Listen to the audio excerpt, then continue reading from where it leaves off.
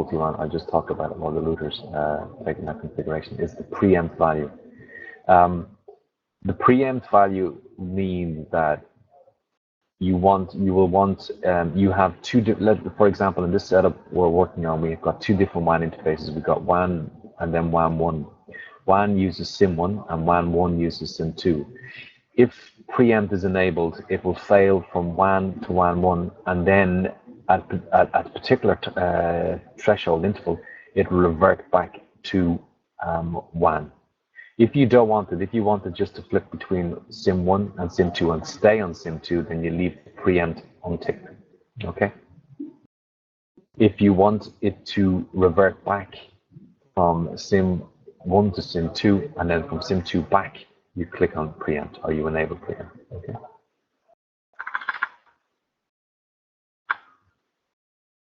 And I'm just going to check this through.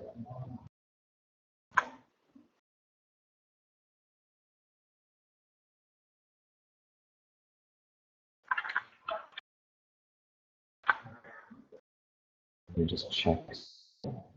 So, let me just walk through. So, multi-WAN is used for managing WAN interfaces on the router. And for example, we have 3G interfaces to ensure high availability.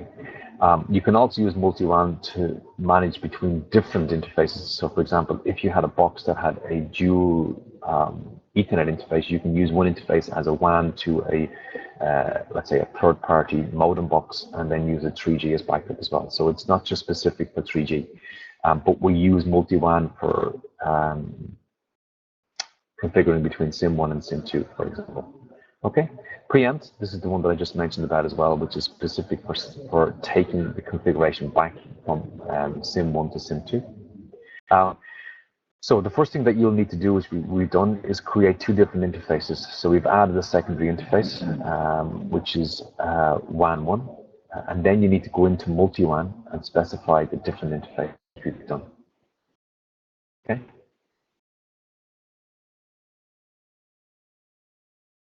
This is an example of the multi-WAN configuration. So when we go back to the command line, we see that there's now underneath multi-WAN, we have configuration settings similar to this. We've got the basic config page, and then we've got the different interfaces of WAN 1 and WAN 2. And that's it. Let me just check this for you.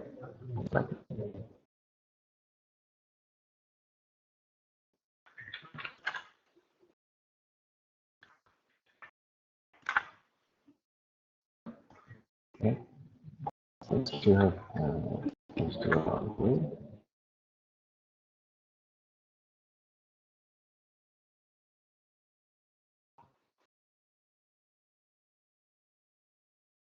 okay, it looks like there was an error. What I must have configured something wrong for multi-WAN interfaces. Won't be used. Okay. Let's check and see.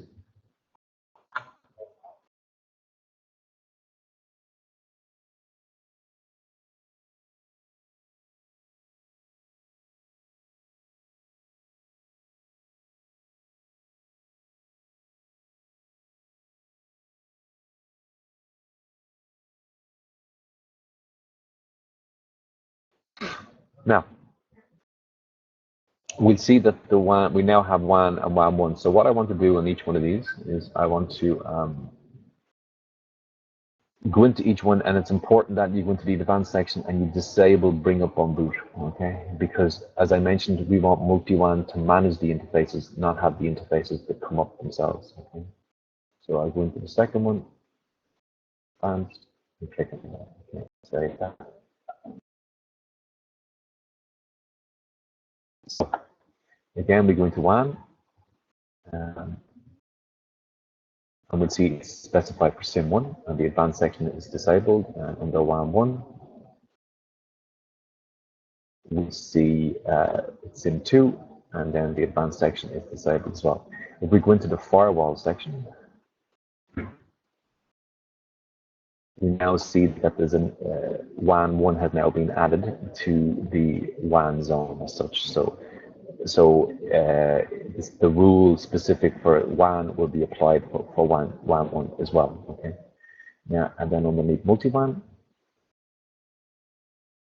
we see that it's enabled, and we've got different settings. Now, the thresholds of the way in which this can be managed, there are different intervals. So, for example, you could use ICMPs, so you can send pings out of the WAN interface, and you can specify the IP address or where you want to ping. Okay, so you can put in a custom and put in an IP address on there if you want.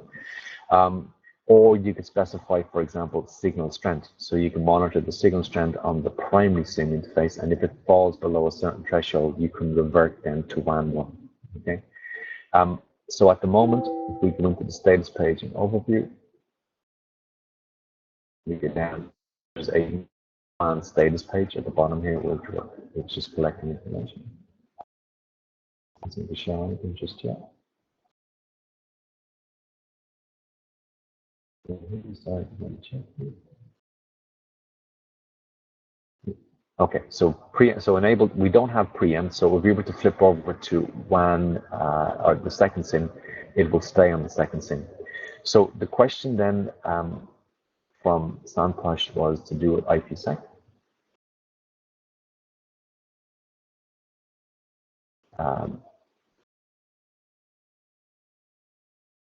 So you just simply do custom, and then you just type WAN 1. Right, that. So this is a dynamic connection. What will happen is it doesn't really care which SIM interface, which SIM it uses. It's more specific with the WAN interface. So this particular policy will apply to either WAN or WAN 1, depending on which one is connected. And because we're using aggressive mode, it means that the local ID we're using is a username rather than an IP address. It means that this works perfectly. Okay. The settings, the particular settings for multi-WAN, I think you can. It really depends on your scenario of how quickly you want to revert back from SIM 1 to SIM 2. So, for example, this particular value here of minimum if-up interval is set to 300 seconds. If the preempt was enabled, it means that if it fails from SIM 1 down to SIM 2, it will wait this particular period before attempting to connect back. Okay.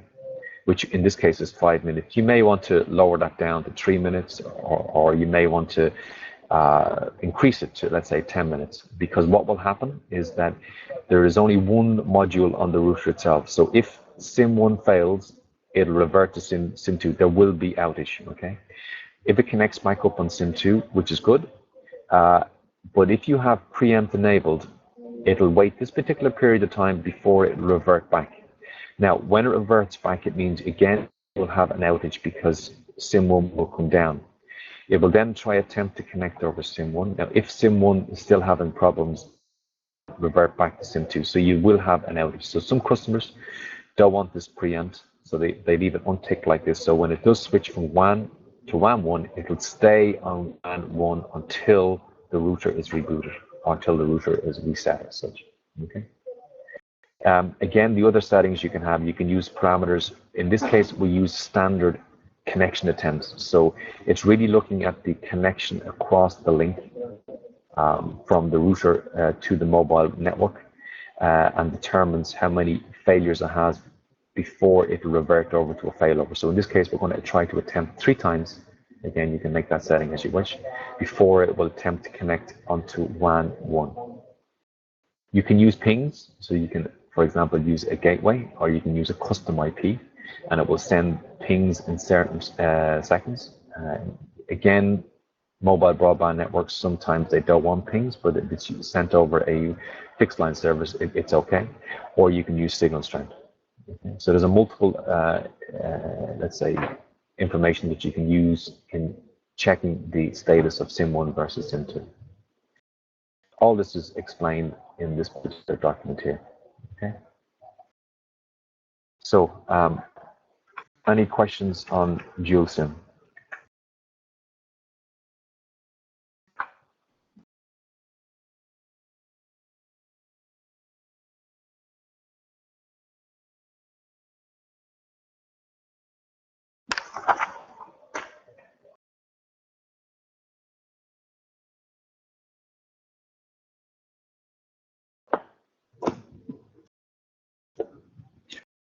Okay, all right, good. So really that covers most of what the document is, what the course is.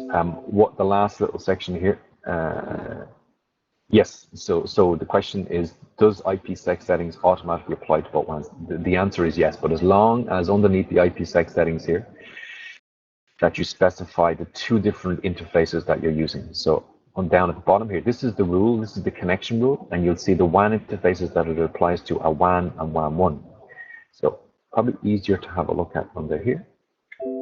So if we do an IF config, we'll see now this is the interface that are connected, but if we do a /etc/config and we do a cat network, we'll see now that we have two interfaces, two WAN interfaces. We've got WAN and WAN1. Okay. What we want to do is underneath our strongest one, which is our IPsec connections. This is the connection here. We see that the interface, the options apply for interface WAN and WAN1. So, for example, if you were to add another Ethernet interface in there, you can do the same there. Okay. Good. Good. Okay, so the last section then is really, we've kind of almost covered this already. It's to do with debugging. And the debugging itself is very extensive in the sense that it's Linux-based, so you can do a huge amount of debugging on the command line. On the browser itself, there's some very basic debugging underneath network diagnostics. So it gives you the facilities or utilities for sending pings, trace routes, or NS lookups, which are very, very basic. Underneath the status page, you have an overview, which gives you information on what's connected, memory, what the name of the router is, etc. Firewall settings, it allows you to have a look at what the firewall rule is. Okay, so the question is, how many VPN connections can it handle? No problem. Well, it really depends on, you can configure quite as many as you want. You can configure, let's say, up to 50 IPsec tunnels. That's not a problem. The question is whether the processing power and the connectivity throughput, how is that managed? And that really applies to all routers. The more IPsec tunnels you have, the more processing power is required, and the more, and it also depends on the throughput. So if you have 50 tunnels connected and all passing traffic, then the router probably will be under, let's say, under stress. So for these particular routers, these are edge. It's very easy to configure and set up, between 5 and 10 IPsec tunnels and have it run. Okay. But again, as I said, you could have 50 IPsec tunnels on this box, but you wouldn't want to have all tunnels passing traffic at the same time. Does that make sense? Yeah, about 10 to 15 will be fine. Yeah, that's not an issue. Especially in an industry or in an application where it's sending small amounts of data, it will be fine. Okay. So underneath the status page, you can have a look at the routes on the box. Okay. One setting here I'll show you here, which is underneath interfaces, underneath the WAN interface. Underneath advanced, you can see that there's a parameter here, use default gateway. So by default, this will be enabled, but if you did not want the WAN interface to be added to the routing table, you would simply take this off here. And that means you would have to go in and add your specific routes yourself. The specific routes can be added underneath network and static routes, and you can just simply add and remove routes here as you wish. Okay. System log. This is pretty much the log we're having a look at anyway. So you get the log read that we were looking on the command line here. You can view that via the browser, which is handy. The kernel log, it shows the actual kernel log, which is a bit more complex or a bit more cryptic. You can also look at the number of the processes themselves that are running. So if there's an issue with a particular process, or let's say, for example, you can't access the web, you can go in and check and see if the process itself is running and whether you need to kill it or terminate it, etc. All right. I'm not too sure. I'm sure you guys are familiar with Linux, so it's pretty much the same sort of Linux commands that you're used to. Real-time graphs. You can have a look at any of these here, what connections are going through the box, etc. Okay. So this kind of shows you the connection tracking that I spoke about earlier on, which is the traffic coming from the router and where it's going to. Okay, so this is our local host will be coming from the router itself. Port 53, you know, is DNS. Okay. You can look at wireless. There's no wireless on this box. You can traffic as well. IPsec we looked at already. ARP is straightforward enough. Sort of like ARP requests. In this case, we've only got one machine. And then finally, mobile stats, which we've had a look at earlier on, which shows the signal strength associated with the box and other information as well. System tab shows you information about making changes to the system administration, scheduled tasks, or this one here, which is quite important, which is backup flash memory. So it's via here that you can use to reflash the box with a new version of code. Again, you just simply choose here, select whichever it is, and then just simply flash the box. Again, it's done over HTTP, so no problems there. If you've worked on a box and you're happy with its configuration, you can generate an archive. And then simply click that, and you'll see there's a text file here. So you simply save that, and now you have a backup. If you want to then drop that backup onto the router, you can use the restore backup facility here, which simply allows you to select whatever you want and then upload it onto the router. So again, we have the facility here for switching as well. So this particular page you'll probably be using quite a bit for managing firmware, managing configuration files, and upgrading firmware on a box as well. That's it as far as the browser is concerned for debugging. Debugging on the command line, you saw an example earlier on of I was using the TCP dump facility. Now the TCP dump allows you to debug on the command line. Now I put some useful information here, or for example, some very basic TCP dump parameters here. You can go online and okay, so the question is to do with VLANs. Yes, you can configure VLANs. The configuration of VLANs in this box is very basic. This box has one interface. Okay, so for example, if you wanted to create a VLAN on this particular box, you just simply add a new interface. Call it what you want, but how you call it is quite specific. So for example, we want to call it EAT0. Let's just say you want to give it a VLAN a VLAN of 1, and that's simply how you do it. But I need to specify output adapter. That was a bit. Okay. So I might not be connecting that correctly. Static address. No, doesn't seem to like that. Oh, try call it 100. No. Okay, let me just here for 1 second.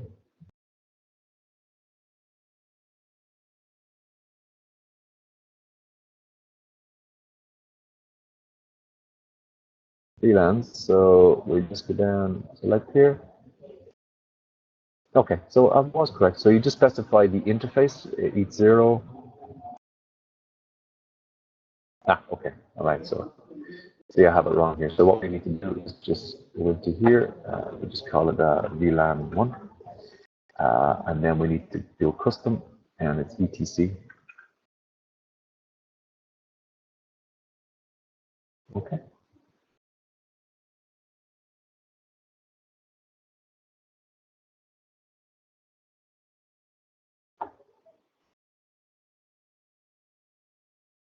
Okay.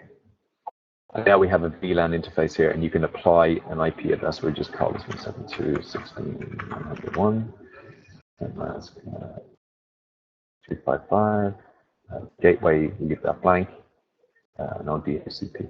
Okay. And again, you'll have the same particular settings here. So what we do is we just put this as a firewall, the LAN setting, and then we save the file. I've labeled that wrong there. It should be VLAN. Change that. Now, this particular router has only, as I mentioned earlier, has only one interface, one LAN interface. If we go back up to the top here, we'll see that we've got one Ethernet interface. There is the other option, which is the 2022, which has dual LAN interfaces. If you have that box, you'll actually have a tab on the network for port-based VLANs, so you can go in and set them up that way. If there's only one interface, this is how you set it up. So what I'll do, I will, you can see I have a configuration guide in here for, I will send this on to you, which is for configuring VLANs on a single Ethernet box, okay? And then, yes, well, the logging,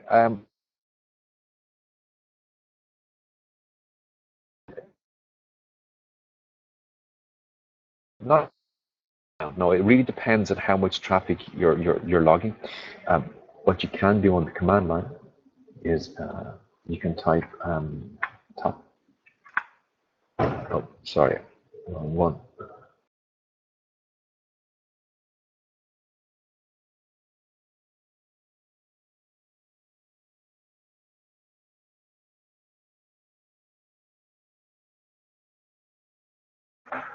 Okay, I just think I pressed the wrong button.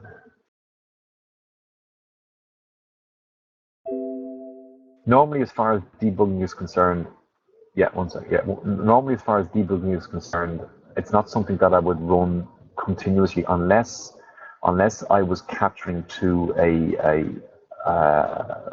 you know, a putty session that I would leave debugging running. It would certainly affect performance over time as far as the CPU is concerned, especially if it's running a lot of data. So it really depends on what you need, but sometimes you have to, for debug purposes, you would have to capture it to a, let's say, a putty session and continue. Okay. Let me just see if the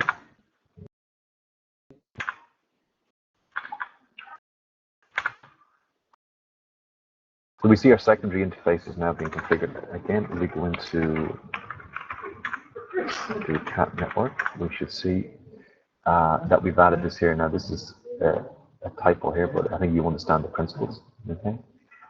On the command line, you can do root -n and display the routing table as such. The 3G is not up yet, but it would display that there.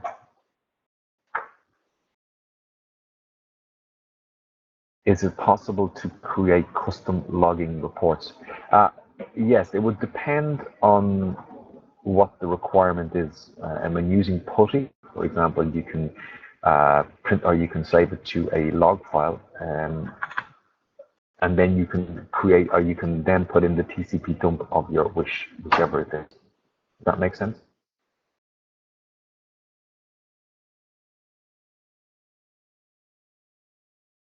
So I suppose the question I'm asking back is what type of reports?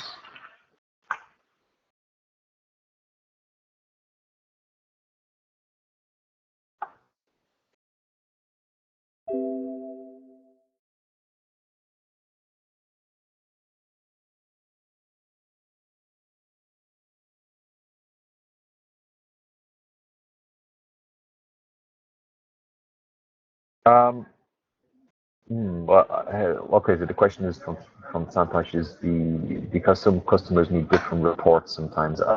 Depends on what the reports are. If you could, you know, let me know what type of reports are, then we can certainly have a look and see if it's possible.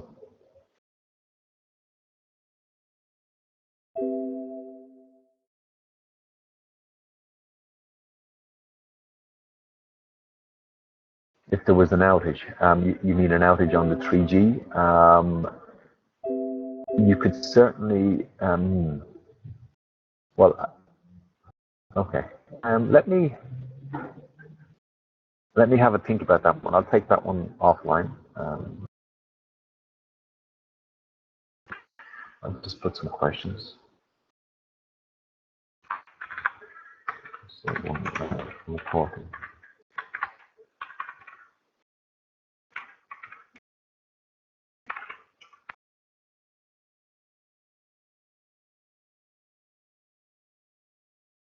Okay. Okay. Okay. So Any other questions that you want me to add or include?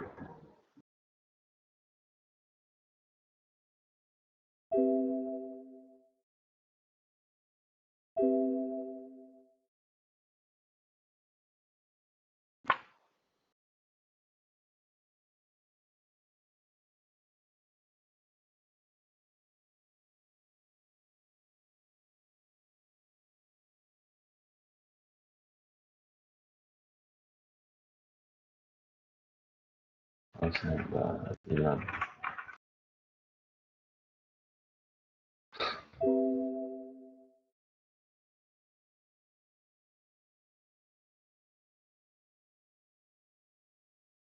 Okay, good. So no more questions. So I hope this has given you a brief of what the router can do. So in relation to the questions. Okay, sure, yeah, go ahead.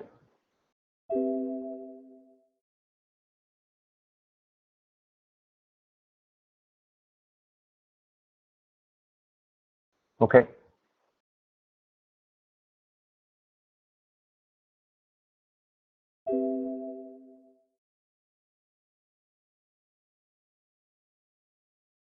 So the question is, what if the static IP is applicable to 3G? Well, that's no problem.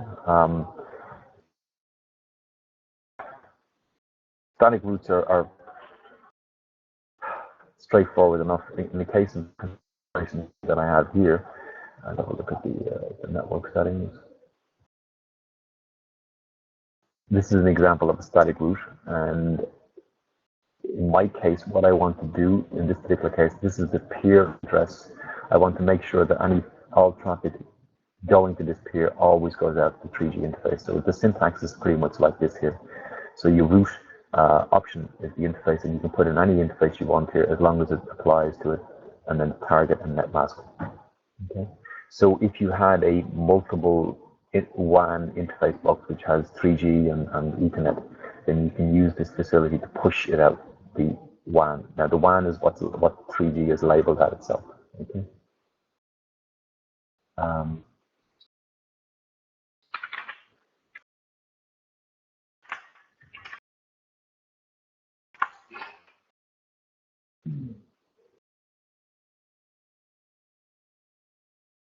The configuration of the is on the network and static routes.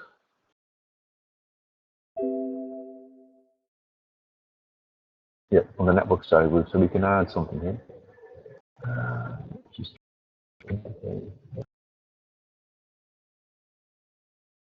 gateway.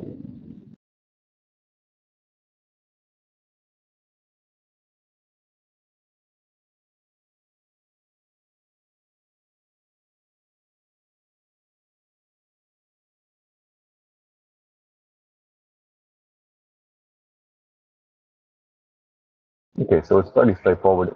You just simply select the interface that you want applicable to. In our case, WAN is going to be 3G. WAN 1 could be 3G as well.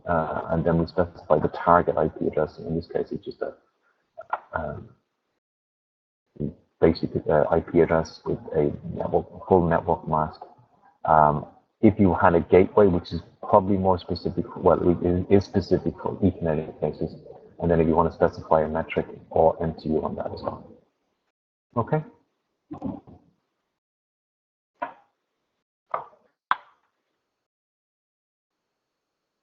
Again, you can view any sort of added routes by having a look at the network interfaces.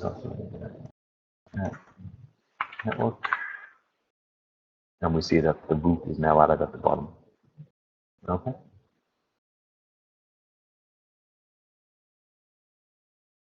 Okay. Okay.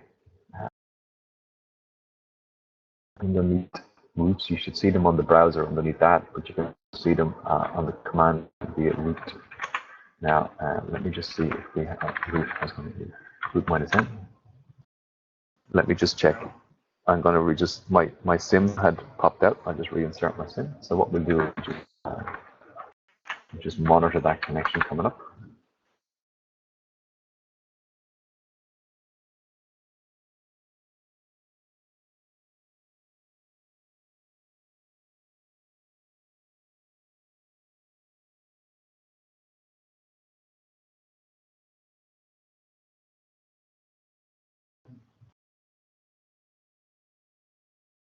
Oh yeah.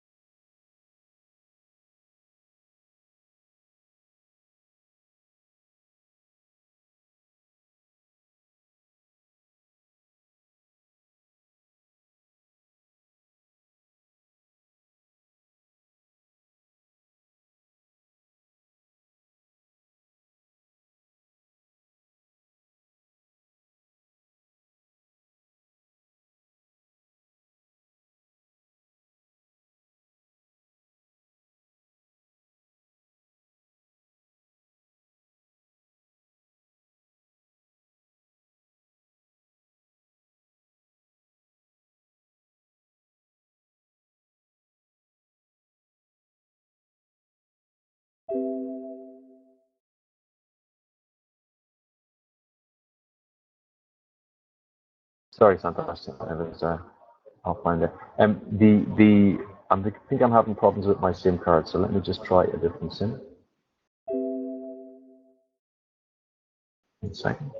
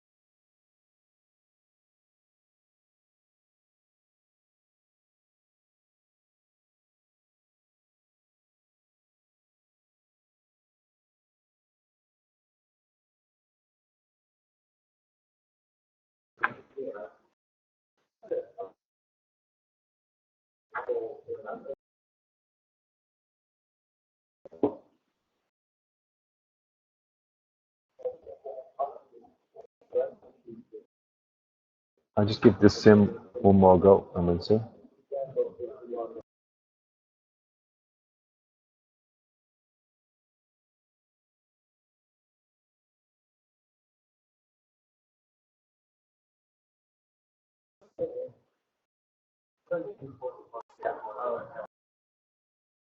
Make sure that I've got the correct settings.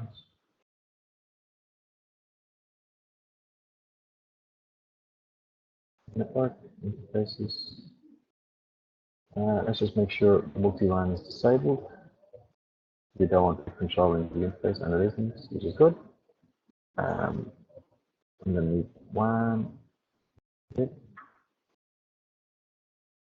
Make sure that it is enabled, which is good. Yeah. So there's no reason why it shouldn't, unless it's just the SIM itself acting up. I'll do is just going to try a different SIM. Yeah, 1 second. That's now.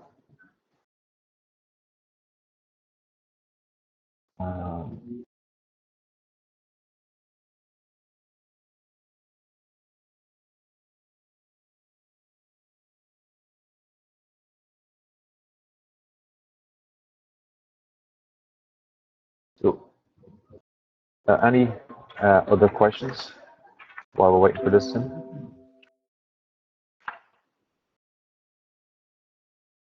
I think it's the SIM that I have. It runs low on data, and what I've done is I've just got a build pay SIM, so it should be much more solid. Monitor it now anyway.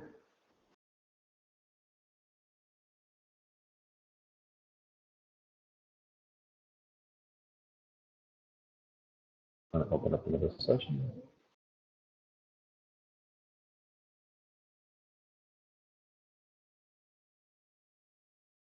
Let's reboot our monitor this.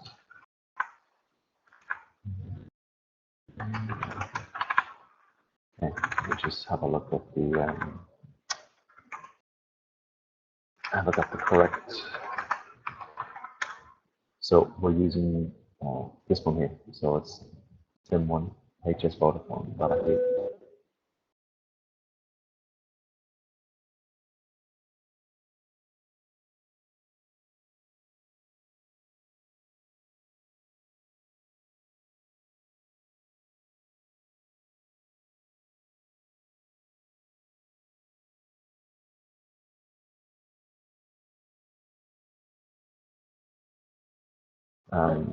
Trying SIM1, which is correct.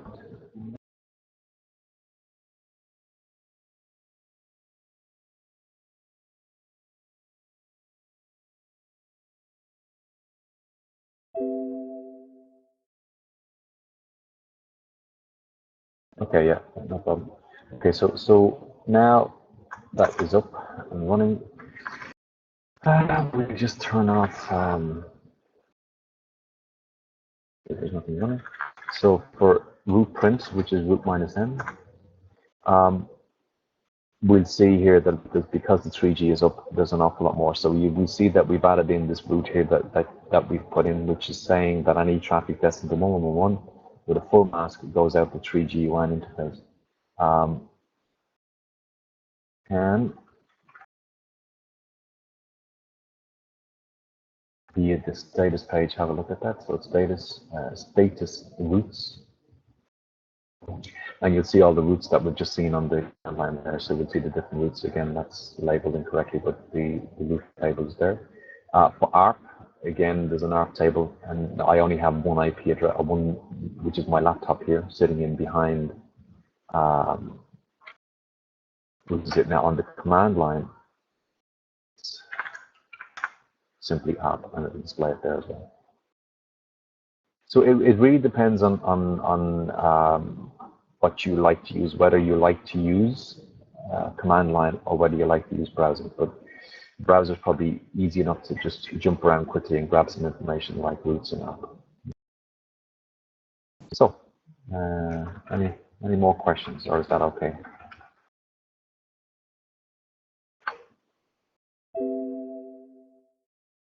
Okay, good. So the questions or the outstanding issues that I have, let me just see what I wrote down.